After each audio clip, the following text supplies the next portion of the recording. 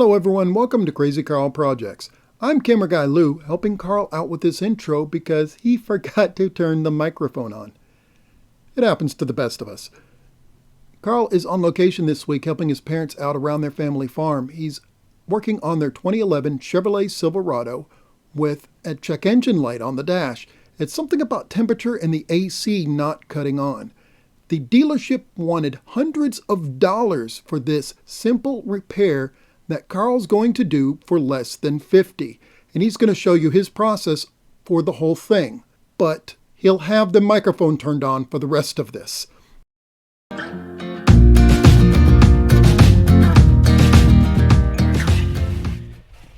Now we should have sound. I don't know if I had sound before.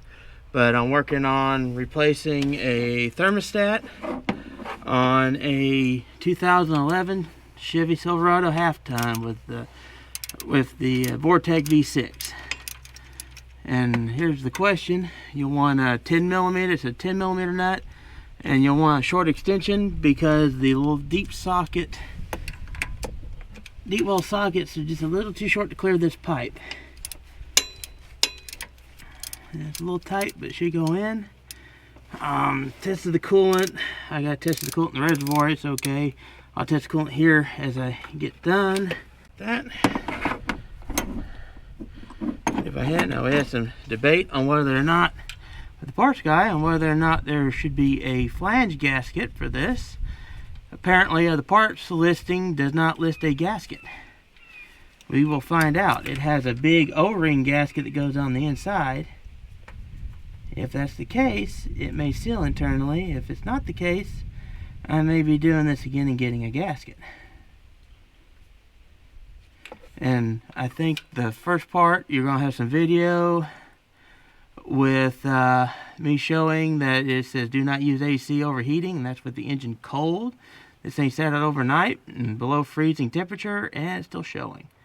So that indicates that thermostat has gone bad. We also had someone do a system scan on it, and it determined that the thermostat was stuck open. But it's been doing that with a cold engine, and when the engine warms up and actually gets in the right temperature, it quits. But with a cold like this, it won't ever get into the right temperature.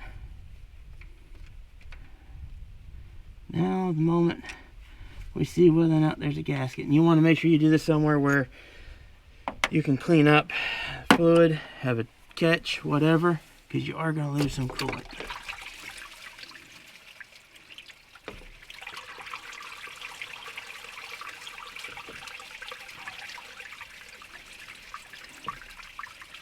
Okay, and it looks like it's correct. There's no flange gasket.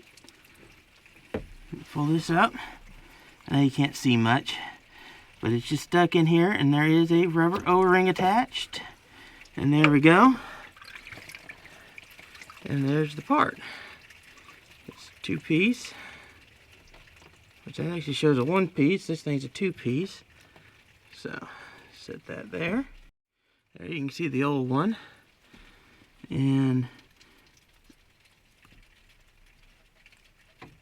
yeah, the spring has no strength to it whatsoever. So, and if this doesn't fix it, then it's actually a sensor that's gone bad. I did test the coolant. Coolant is not bad. It's got good pH. It's at a good, decent level. You're going to want to take a paper towel and take some of the fluid out and clean this up before you put the new one in, so that you can get a good seal. You don't want that all soaking wet. And I got fresh GM formula coolant to add to this, and hopefully improve the mix. As I said, it was tested pretty good. It could be for a little colder. I have distilled water and concentrate, but I'm probably going to add just concentrate unless it takes more than a quarter gallon to get the well, test strip. You might be able to see that, but that's showing that's like 7.5 pH.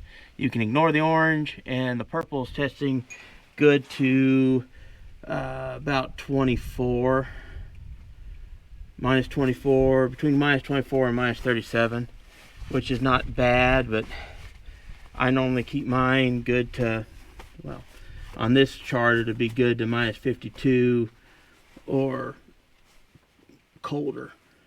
That's weird how it did that, because that also puts it at a higher temperature maximum. And this vehicle is used for towing, so that's good to have. Okay.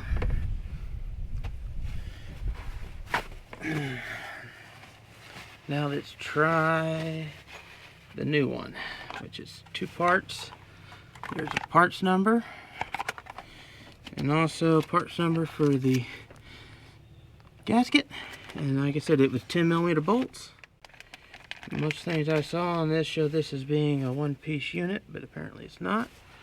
Let's see, big gasket, big part of the gasket goes down, it looks like. So they go on this way. I honestly don't know why this wasn't sold as an already assembled, but it wasn't. Because this is going to be all kinds of fun putting it together. I don't know if you saw that. I'm trying to put this rubber gasket together because it's got a ring in it, so the lip, it goes over the edge, because that's how the existing one was set up. And I thought this was how this came pre-assembled, but this one, like I said, is not pre-assembled. I had to buy the thermostat and the gasket for some reason. Let's see if I can get this gasket on. From my experience so far, I recommend if you can get it pre-assembled, get it pre-assembled. Okay. Just walk that on like that. That's got a good bit more resistance.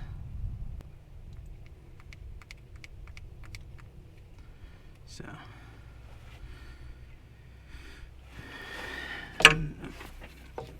Drop that down in the reservoir.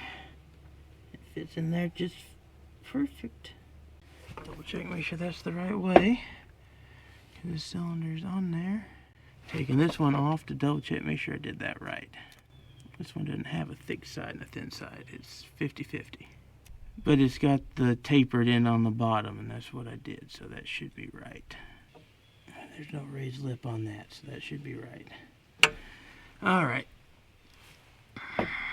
That's enough messing with that. Let's see if I can get a little bit of coolant in this screw reservoir to see if I can get that cleared out. Now that I've got that sealed off.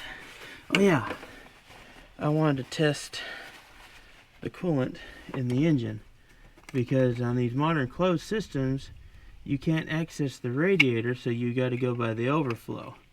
And the overflow doesn't always give you the most accurate reading.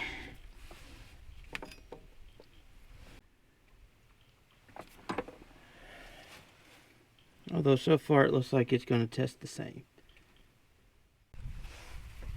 Okay, put that down.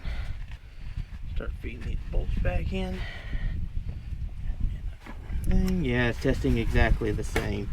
Actually, it's testing maybe a little less purple, but the pH seems to be testing the same. Still changing, but yeah, it looks like it's going to be just a hair less purple, which means adding coolant concentrate will be good for it. Get those started. And for a modern engine, this is actually a very nice one to change this on. You only have a little inconvenience. A squeeze in the back. That's not bad. This is actually up there one of the easiest thermostats I've changed. Hopefully it fixes the problem. It seems to. That thermostat seems really soft. And there's torque spec. Offhand, I don't know what the torque spec is. So I'll end up doing my normal good and tight. And I'll go back and forth tightening them down.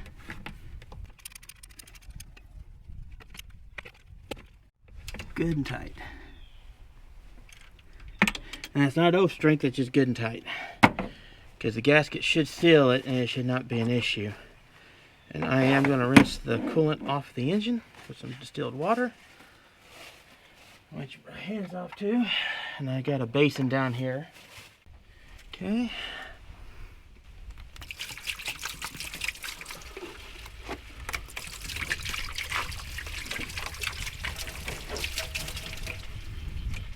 I really don't want to smell coolant going off for very long. There we go. Fill that up.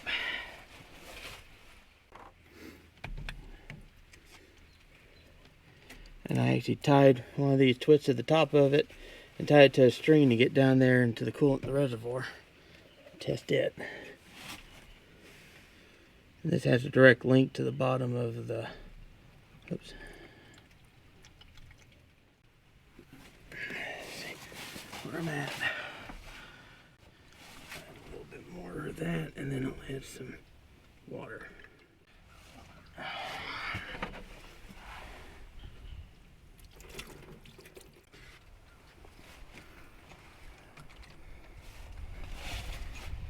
The rest of that distilled water to the coolant.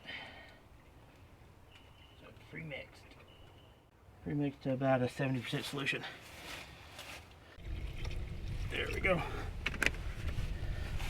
All right, the next thing is a test run it. Okay, I had to let it get up to temp, well, up to a temp. It ran like it was still running hot. They had to go in and check the codes and turn it off, restart it, and it's cleared. It's good now. It's not complaining. It's getting up to proper temperature.